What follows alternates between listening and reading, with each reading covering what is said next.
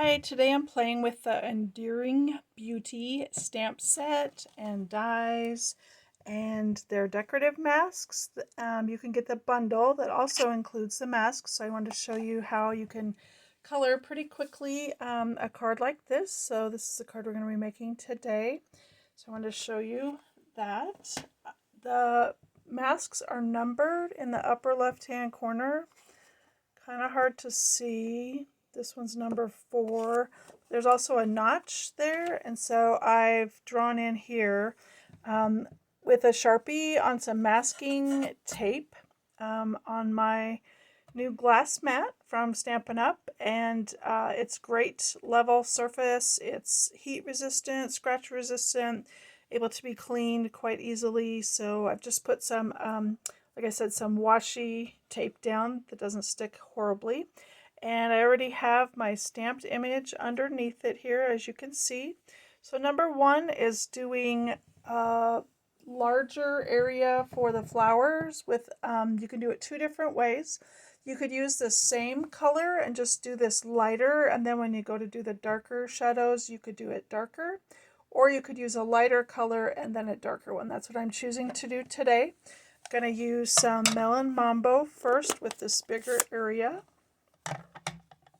You also see where I've put some ink off to the side here. When you get some color on this, often there's too much right there, and so I just want to kind of dab off some of that extra. So you can also do that on your glass mat. So when I made the first card, it was a little light in this section, so I'm actually going to go just a little bit darker here. I'm just going to use circular motions and get a little bit of extra ink, dab a little bit off, and then just go over the open holes, and you can see pretty quickly you can get some coloring done, and that's number 1. I'm going to peel that off and switch to a different mask. Number 2 is actually one of the leaves. It's a little strange how they numbered it. I would have thought they would have done the outside of the flowers and then the detailed and then switch to the leaves, but they didn't, so that's fine. Just want to make sure this matches up perfectly though over the top of that before I get going too far here. So for the lighter color for the leaves, I'm going to use Granny Apple Green and another blending brush. This one, my color's pretty light. I haven't inked it up recently, so I don't really need to dab any of the extra color off. But as you can see, just, again, circular motions really quick. Fills this in. So if you wanted to make several cards with this setup, you could do it pretty quick. You could do a bunch. Do step number 1 on a bunch, and then do step number 2 on a bunch, and go right on down the line. Number 3 are the details for the darker parts for the flowers. Again, I just want to be sure that this perfectly lines up when I tape it down. So I'm actually going to use real red for this detailed darker part. And I'm just using one of the smaller blending brushes. This one I am going to dab off just a little bit till I see how dark this is. In this section, it's kind of hard to tell what it's doing. You can't really see until you remove the masks what's going on, but... Ooh, and then I just moved it. Whoopsies. I also do have some washi tape underneath my stamped image, so hopefully it underneath all of this isn't also moving around. I'll lift this up and just take a peek to see how dark that got. I think I'll do just a little bit more right here in the center of this one flower.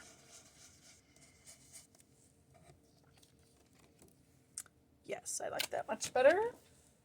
Then we'll go on to mask number 4, which are the details, the darker parts, the shadows on the leaves. So again, I'm going to just line that up with my notch up there. Then make sure my tape's down. I also put kind of a framework around the outside that was just helpful for me to kind of see what I was doing and try to keep everything level and straight. This one is Old Olive, and I am going to not brush any of it off onto the glass mat because I want it pretty dark there, as though it was in the shadows. So I'm just going to go pretty straight ink there and get some really good dark color.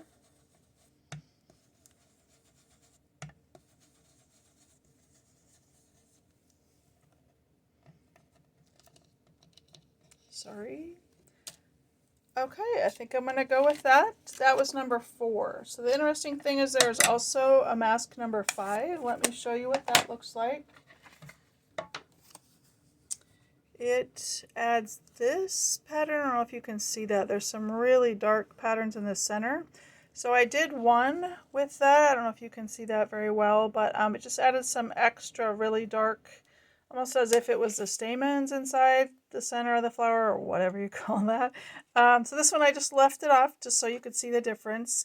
Most of the samples I've seen online, people have not been using mask number 5. That doesn't mean you can't, but just wanted to point that out. I also wanted to show you where I got the other things for this card. I'm going to move this right this second. The background is pecan pie, so I've already cut that out.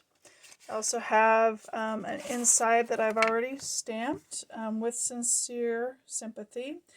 I put a piece of this designer series paper. It's the same as this. You can see that pretty gold in there. This is actually something you can earn for free during the celebration time, which is through the end of February in 2024. If you spend $50, you can pick this designer series paper. It's called Most Adored from, like I said, the celebration. So this is a piece of that. So I'm going to go ahead and attach this to the inside of my card.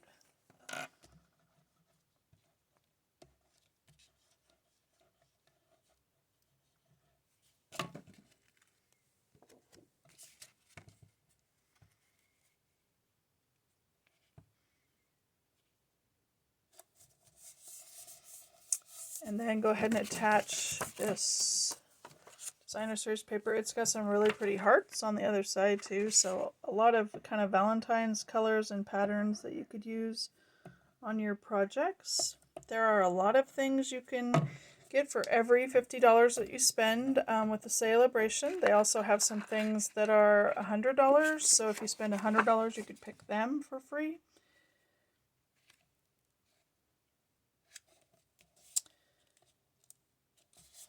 I also have a piece of designer series paper that's from the Flight and Airy. You can also get it for free if you spend $50 from the celebration catalog.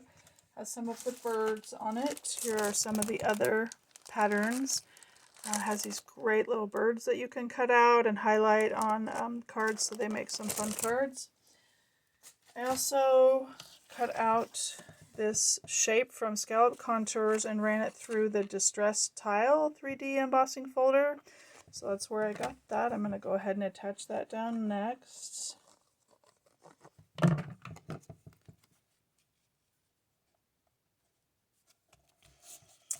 And then put the piece from the Flight and Airy over the top of that.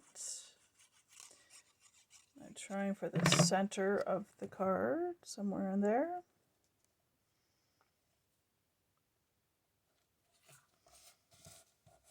There are a lot of different ways. You could also color the flowers from this stamp set. You could also use blends, markers. But like I said, this particular one, I used the decorative masks. I'm going to go ahead and add some adhesive on the back of that.